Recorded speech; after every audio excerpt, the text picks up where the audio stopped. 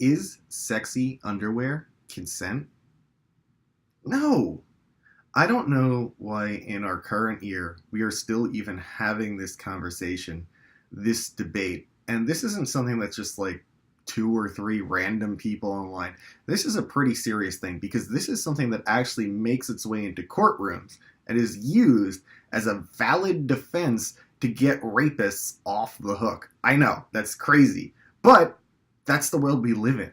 And I think deep down, everyone knows that's bullcrap. But it still is used as a valid way to get these people off the hook anyway. So, you know what? We need to cut that crap out right now. And we should go over some reasons on why people might want to wear sexy underwear without even getting laid. All right.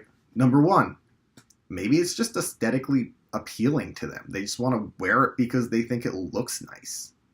Number two, maybe it boosts their confidence. You know, I know people that will wear sexy underwear underneath, say, business attire, and that makes them feel confident and better about themselves. Number three, maybe they want to look sexy for them. Some people just like checking themselves out in the mirror. That's okay. Number four, maybe it's just laundry day and they didn't even want to wear sexy underwear and that's all that they had left was the sexy underwear. That actually happens. Number five, maybe they were wearing something that was so tight fitting that they didn't want something that was showing like panty lines or something through it. That's a reason why people wear underwear like that all the time. Now, regardless of the reason, that doesn't necessarily correlate to consent, you know? Nobody is consenting through their underwear. I don't think anybody does that, and I think everybody knows that regardless of their gender. So that's just a bullshit excuse that people just need to stop using. All right, so let's play devil's advocate for a second because douchebags like to play devil's advocate. So they would be like, what if they were wearing sexy underwear on a date with the intention of getting laid? Well, you know what?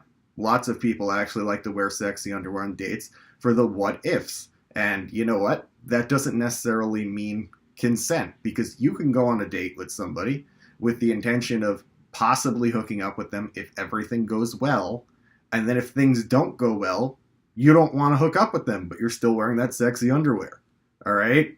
So yeah, that doesn't consent to it. And let's say the person does want to hook up with you, and they're in sexy lingerie, and you two are macking it to each other, and all of a sudden, they want to stop because you guys just ate 20 tacos, and they're feeling all gassy, and they don't want to do it right now. And the person decides to hook up with force themselves on the person anyway.